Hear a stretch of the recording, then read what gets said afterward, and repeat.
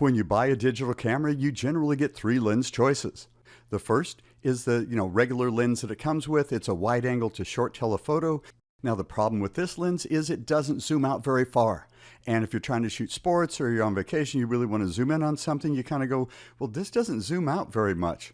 So that is kind of a limitation of just getting that single, the kit lens, they call it, the one that just, comes standard with the camera. So your second choice is to get the 2-zoom lens kit. And that's where you get the camera body and two lenses. One of them is that first one. It goes from wide angle to short telephoto. And the second one goes from short telephoto to long telephoto. So with the first one, you can go wide angle to short telephoto, but you must put the second one on if you really want to zoom out to capture something. Now the problem with the 2-lens set is when you want a wide angle shot, you always have the telephoto on. When you want to really zoom out, you've got the lens that doesn't zoom out that far. So you're always having to change lenses. You always have to carry the second lens. And when you're changing lenses, there's a chance you're going to be getting some dust on the image sensor.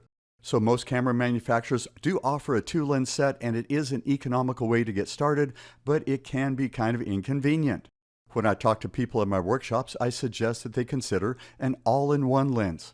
And the people in the workshop who have had a 2-lens set and then gone to an all-in-ones go, yes, that is great. That is so great. It's one of the best things I ever did. It just makes life so much easier when I'm taking photos.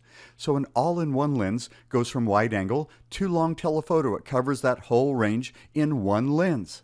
So you can be traveling and shooting a really wide angle shot and then zooming in and zooming as long as the lens will go and then anywhere in between. With a 2-lens set, you always have to have that, carry that second lens with you. You're always changing lenses, and it just makes life so much more convenient with an all-in-one lens.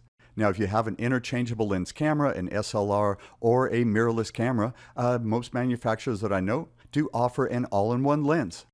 Now here you can see an all-in-one lens zoomed in and zoomed out. You can see when it's zoomed out, it zooms out pretty darn far. So when you buy your camera, you can buy it with the wide angle to short telephoto, which is going to kind of limit you. You can buy it with the wide angle to short telephoto and then the short telephoto to long telephoto 2-lens set, which is a little bit inconvenient, but it's a good way to start. It's a more economical way to start. Or you can buy the camera body with an all-in-one lens, which is a lot more convenient when taking photos.